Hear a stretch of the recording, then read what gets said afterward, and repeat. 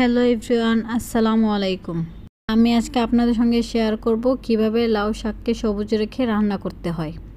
তো প্রথমে আমি এখানে নিয়ে নিচ্ছি পেঁয়াজ আর কাঁচামরিচ, আর নিয়ে নিলাম কেটে ধুয়ে রাখা লাউ শাকের পাতাগুলো। সাথে আমি দিয়ে দিয়েছি কিছু আলু, আর এখানে আমি নিয়েছি ইলিশ মাছের লেজ আর মাথা। তো প্রথমে আমি একটা কড়াইতে দিয়ে দেব পরিমাণ মতো তেল। তো তেলটা যখন একটু গরম হয়ে আসবে, এখানে আমি দিয়ে দেব পেঁয়াজ আর কাঁচামরিচ কুচি। পেঁয়াজ আর কাঁচামরিচটাকে আমরা হালকা করে একটু ভেজে নেব। পেঁয়াজ আর কাঁচামরিচটা যখন আমাদের ভালোভাবে ভাজা হয়ে যাবে, তো এই পর্যায়ে আমরা দিয়ে দেবো সামান্য পরিমাণে একটু পানি। পানিটা দেওয়া হয়ে গেলে এখানে আমি দিয়ে দেব 1 চা চামচ হলুদের গুঁড়া, দিয়ে দিব স্বাদ মতো লবণ। এখানে আমি একটু সামান্য মরিচের গুঁড়া ব্যবহার করব। আপনারা যারা মরিচের গুঁড়োটা দিতে চান না, তারা না দিলেও চলবে। আর দিয়ে দিব 1/2 চা চামচ ধনিয়ার গুঁড়া। সব কিছু দেওয়া হয়ে গেলে আমি এখন মশলাটাকে একটু ভালোভাবে কষিয়ে নিব।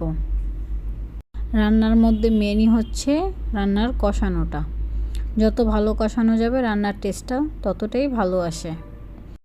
মশলাটা যখন আমাদের ভালোভাবে কষানো হয়ে যাবে, তো এ পর্যায়ে এখন আমি দিয়ে দিব ইলিশ মাছের মাথা আর লেজের অংশগুলো। তারপর আমি একটু ভালোভাবে নাড়াচাড়া করে নেব। এ পর্যায়ে আমি এখন ইলিশ মাছের মাথাগুলোকে ভালোভাবে কষিয়ে নিব। মাছের মাথাগুলো যখন আমাদের ভালোভাবে কষানো হয়ে যাবে, তো এ পর্যায়ে আমি এখন দিয়ে দেব কেটে ধুয়ে রাখা আলুগুলো। আলুটা দেওয়ার পর আবার একটু নাড়াচাড়া করে দেব। আলুটা যখন আমাদের ভালোভাবে নাড়াচাড়া করা হয়ে যাবে, তো এই পর্যায়ে আমি একটা ঢাকনা দিয়ে কিছুক্ষণের জন্য ঢেকে দেব। তো কিছুক্ষণ পর ঢাকনাটাকে তুলে আবার একটু নাড়াচাড়া করে দেব। মানে মোটামুটি আমি আলুটাকে একটু সিদ্ধ করে নেব।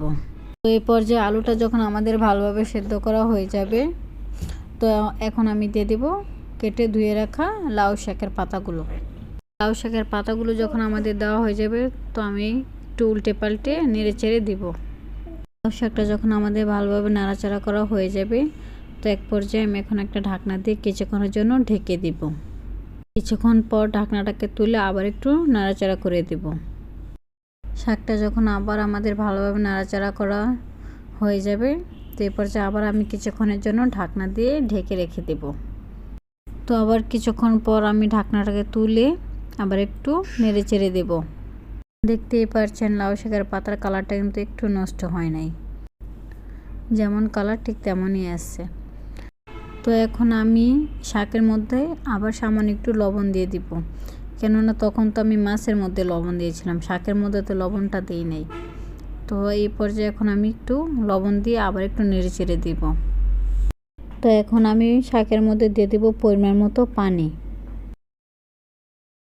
বেশি পানি ব্যবহার করলে শাকের টেস্টটা নষ্ট হয়ে যাবে। তো আমি এখানে 1 কাপের মতো পানি দিয়েছি। যেহেতু শাকের মধ্যে এমনিতে একটু পানি ওঠে, আর সব কিছু যেহেতু আমাদের মোটামুটি সিদ্ধও হয়ে গেছে, তো এত বেশি পানি দেওয়া লাগবে না। আর দেখতেই পারছেন এখন পানিতে আমার বলকটা উঠে আসছে। তো এই পর্যায়ে এখন আমি দিয়ে দিচ্ছি ভাজা জিরে গুঁড়া। তারপর আবার কিছুক্ষণ নাড়াচাড়া করে দেব। তো এই পর্যায়ে যখন রান্নার ঝোলটা একটু শুকিয়ে আসবে, আমি এখন দিয়ে দিব কিছু ধনিয়া পাতা কুচি। তারপর আবার একটু নেড়ে চেড়ে দেব। কিছুক্ষণ রান্না করার পর যখন আমাদের রান্নাটা হয়ে যাবে পুরোপুরি, তো আমি এই পর্যায়ে চুলাটা অফ করে দিব। আর দেখতেই পারছেন রান্নার ঝোলটা আমি কতটুকু রেখেছি। আর এই তো হয়ে গেল আমাদের মজাদার একটা রান্না, ইলিশ মাছের মাথা দিয়ে লাউ শাক। দেখতেই পাচ্ছেন লাউ শাকের কালারটা মাশাআল্লাহ অনেক সুন্দর হয়েছে, একটু কালারটা নষ্ট হয় নাই। কাছে রান্নাটা ভালো লাগবে তারা একটু বেশি বেশি করে শেয়ার করে দিবেন।